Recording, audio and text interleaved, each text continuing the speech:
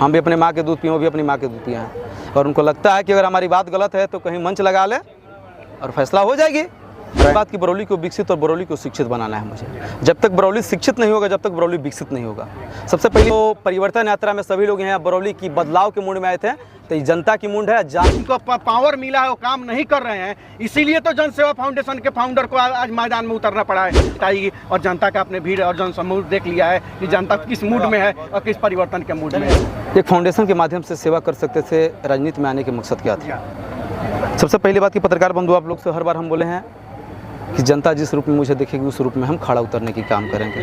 पहले से बोलते आए हैं, ये कोई आज नई बात नहीं है। हर बार आप लोगों ने एक ही सवाल पूछता है तो इसकी बात। लेकिन आज परिवर्तन यात्रा बरौली में हम निकाले चुनाव से 4 महीना पहले। पूरे बरौली विधानसभा के एक वार्ड स्तर के हम लोगों ने बैठक किया और इस बरौली की हम लोगों ने कमियां जानने की जो हैं इस चीज़ को हमने प्रयास किया और जाना भी। सारा चीज़ कमियां जानने की बाद लेकिन क्षेत्र के लोगों का कहना था कि फाउंडेशन के माध्यम से इस प्रकार की आप काम कर सकते हैं।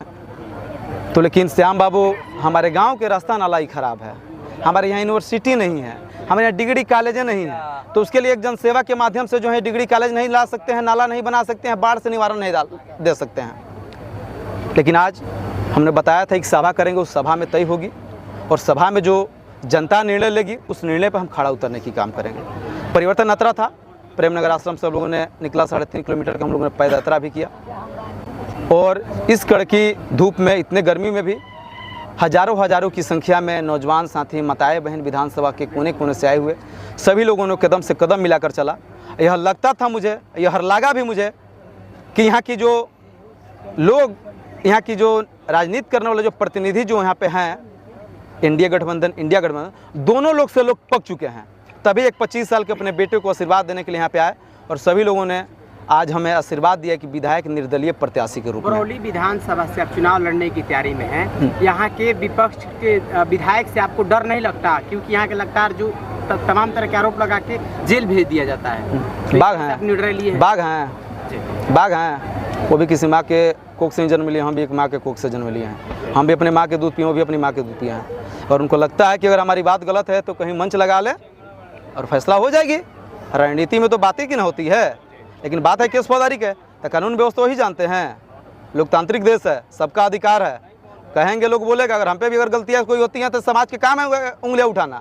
बिल्कुल आप हो सकता है कि अगर समाज में उस प्रकार की किए हैं तब समाज कह रहा है, नहीं किया तो नहीं करता। लेकिन हम उनकी बातें ना करके, पक्ष और विपक्ष की बातें नहीं करते हुए हमारी सभा में आए हैं, हमारी बातें पूछेंगे, आपको बाखूबी हम बताएंगे, इस पे चर्चा करें। क्या मैनिफेस्टो रहेगा आपका अगर यहाँ विधायक अगर जनता बनाती है? देखिए, सबसे पहली बात कि बरौली को विकसित और बरौली को शिक्षित बनाना है मुझे। जब तक बरौली शिक्षित नहीं होगा, जब तक बरौली विकसित नहीं होगा। सबसे पहली बात कि यहाँ के नौजवान जब तक पढ़ेंगे नहीं, जब तक आगे बढ़ेंगे नहीं। सबसे पहली बात कि एजुकेशन जब नहीं उनके पास रहेगा तो उनको क्या पता चलेगा मुझे क्या करना है, नहीं करना है।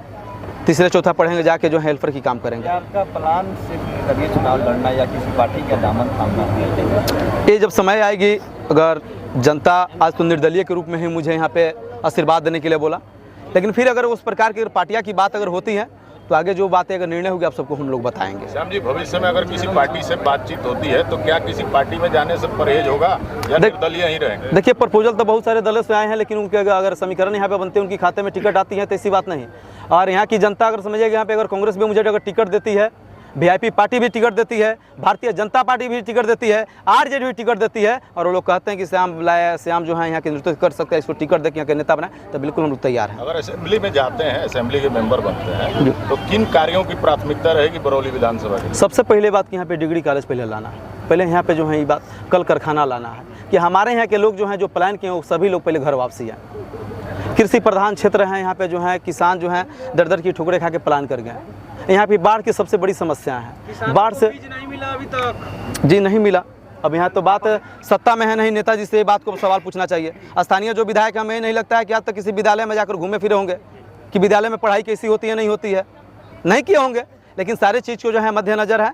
आगे मैनिफेस्टो जो है आप लोग का मैनिफेस्टो, हर बार बाढ़ टूट जाता है सर, बाढ़ की समस्या होता है, उसके लिए क्या करें? देखिए, बाढ़ की समस्या हर बार आती है क्योंकि 500 करोड़ की, कभी 300 करोड़ की, कभी 700 करोड़ की बजटें आती हैं। और यहाँ के जिला अधिकारी जो स्थानीय लोग हैं वहाँ के आधा मलाई चाप जाते हैं। अब बाकी बांध हो जाती है पात और जो अंदर का जो मूस होता है कहते उल देता है, हम यही सुनते हैं। कैसे निजात दिलाएंगे ऐसे, क्योंकि आप बता रहे हैं कैसे निजात दिलाएंगे बाढ़ की समस्या? जी बिल्कुल, अगर सदन में जाते हैं तब से बताएं कि 6 महीने के पहले सदन में जाने से 6 महीने के अंदर में बाढ़ की जो है बाढ़ की समस्या सबसे पहले मेरा कर्तव्य बनेगा दूर करने का। विचारधारा की बात कर रहे हैं, किस विचारधारा के साथ आप जाएंगे जनता के बीच, क्योंकि सब पार्टियों को बात कर रहे हैं। देखिए सबसे पहली बात कि जनता यहाँ पे कोई जाति और धर्म और विचारधारा के साथ नहीं आई थी।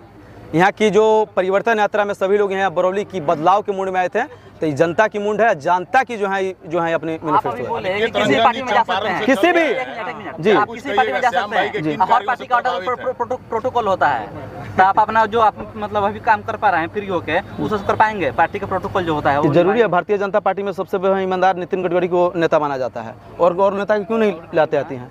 नहीं, ईमानदारी पूर्वक काम करते हैं। असेंबली में जाएंगे, उतनी सहन शक्ति है कि हमारी क्षेत्रीय समस्या क्या है, अगर नहीं होती, अगर हमारी बात को नहीं सुनी जाती है, सदस्यता रद्द करा के वहाँ पेशान कर चले आएंगे। सब गए थे फिलहाल में, देखिए उनकी चर्चा नहीं, लोगों की चर्चा नहीं, हमारी सभा में हमारी बातों को। रंजन जी से एक सवाल है, चंपारण से आए हैं श्याम भाई के, किन कार्यों से प्रभावित हुए हैं? आप भी सोशल मीडिया से लेकर धरातल तक कार्य करते रहते हैं, श्याम भाई के किन कार्यों से प्रभावित हुए? देखिए सबसे बड़ी चीज़, हम लोग बूढ़ी गंडक के किनारे हैं। कभी बांध में, इधर बांध में छेद हो जाता है तो इनका क्षेत्र दहा जाता है, उधर छेद होता है तो हमारा क्षेत्र दहा जाता है। कष्ट पीड़ा दोनों एक ही है, किसान दोनों तरफ का मतलब परेशान है। और दोषी कौन है? यहाँ बहुत सारा सवाल पूछा जा रहा है कि आप फाउंडेशन चलाते थे, फाउंडेशन के हिसाब से सेवा कर सकते थे, चुनाव लड़ने का क्या हो सकता था, पहला सवाल था। दूसरा सवाल था किसी पार्टी में जा सकते हैं कि नहीं जा सकते हैं। तीसरा सवाल बहुत तरह का सवाल वगैरह आया कि बीज नहीं मिल अभी तक बटाया किसानों को। सबसे बड़ा चीज़ है वही कष्ट, तकलीफ, दुख, दर्द है, और जिनको पावर मिला है वो काम नहीं कर रहे हैं। इसीलिए तो जन सेवा फाउंडेशन के फाउंडर को आज मैदान में उतरना पड़ा है। और मैदान में कौन उतरा है? ये उतरे हैं, आपने देखा नहीं है भीड़, वो लोग जबरदस्ती त्राही त्राही हो चुके हैं। जनता एकदम परेशान, माताओं बहनों का दुख तकलीफ देखे आप लोगों ने। वो खुद बेचैन होकर बोली कि नहीं श्याम जी, आप जन सेवा फाउंडेशन से सेवा तो करते ही थे, लेकिन कम से कम बहुत सारी ऐसी चीज़ें हैं जो जन सेवा फाउंडेशन से नहीं हो सकता है, जैसे बाढ़ पर कंट्रोल करना। कैसे ये रोक सकते हैं?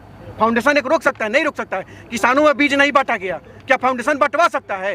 हाँ, अपने स्तर से कुछ लोगों को मदद कर सकते हैं, लेकिन सबका तो नहीं मदद नहीं कर सकते हैं। जहाँ विधायक बैठते हैं उसे विधानसभा कहते हैं, वो विधायिका होता है, वहाँ नियम बनते हैं, कानून बनते हैं। वहाँ का विधायक चढ़ के कहता है कि जी नहीं भाई साहब, हमारे क्षेत्र में ये समस्या, और बार बार कैसे बांध टूट जाता है, कैसे बांध आ जाता है। इतना टाइट अगर विधायक बोल देता तो यहाँ जनता परेशान न होती, और श्याम जी को आज विधायक चुनाव लड़ने के लिए जनता मजबूर नहीं करता। इनको जनता मजबूर कर रही है, ये खुद नहीं हो कर रहे हैं, आपने देखा होगा। और घोषणा भी करना था तो आज हम लोग आके घोषणा किए जबरदस्ती कि नहीं भाई साहब, अगर आप आज अगर पीछे हट जाइएगा तो फिर बरौली की जनता आपको माफ नहीं करेगी। बरौली की जनता चाह रही है। जन सेवा करते रहे हैं, महिलाओं के लिए सिलाई इत्यादि की व्यवस्था कराए हैं, क्या ये कार्य आगे भी जारी रहेगा? देखिए आप कह रहे हैं कि चुनावी मुद्दा, भैया चुनावी मुद्दा पे आ रहे हैं, वादा ही कर रहे हैं, तो इनके वादा पर आपको विश्वास अगर नहीं होता है तो बार बार जीत के विधायक बन के जो जाते हैं उनके वादा पर कैसे भरोसा कर लेते हैं जी? कैसे कर लेते हैं? आज इनका इंटरव्यू ले रहे हैं, कल नहीं चलाइएगा, फिर भी इंटरव्यू दोबारा लेने आइएगा, नहीं चलाइएगा, दोबारा इंटरव्यू लेने आइएगा, नहीं चलाइएगा, तो चौथा बार में इंटरव्यू लेने आइएगा तो इंटरव्यू कर देंगे आपको? काहे नहीं देंगे? क्योंकि बार बार इंटरव्यू लेते हैं, आज चलाते हैं ये नहीं है। तो सेम चीज़ है, बार बार जो जनता जिसको जिता के विधायक बना रही है, एक बार जिता रही है, 2 बार जिता रही है, 3 बार जिता रही है, 4 बार, जब चौथा बार भी अगर वो क्षेत्र का जनता का काम नहीं कर पा रहा है तो 5वां बार जनता नहीं जिताएगी। और जनता का अपने भीड़ और जनसमूह देख लिया है कि जनता किस मूड में है और किस परिवर्तन के मूड में है। श्याम भाई, महिलाओं के लिए जो कार्य आपका चलता है जारी रहेगा आगे भी? देखिए सबसे पहले बात कि हाँ, चुनाव हार जीत अलग की बात है। आज श्याम जन सेवा फाउंडेशन के अध्यक्ष के पद पर हम कार्य कर रहे हैं, कल हो सकता है कल अध्यक्ष के पद पर दूसरे कोई रहेंगे, लेकिन हमारे कार्यकाल में जो कार्य हुआ है वो चलता रहेगा। जब तक हम फाउंडेशन के अध्यक्ष हैं, जब तक जो सिलसिला है इसे दुगुनी ताकत के साथ होती रहेगी। जनता से क्या अपील करिएगा? जनता से अपील कहेंगे कि आपका घर का बेटा, आपका नौजवान, आपका भतीजा आपके दरवाज़ा पे जाए, अपना आशीर्वाद जताइए। आगामी 2025 की चुनाव है, उसमें एक एक मत से अपना आशीर्वाद दीजिए और जीत के दर्ज कराइए, ताकि आपके अधिकारों की जो लड़ाई है उस लड़ के धरातल पर उतारने के हम काम करें। बहुत बहुत धन्यवाद।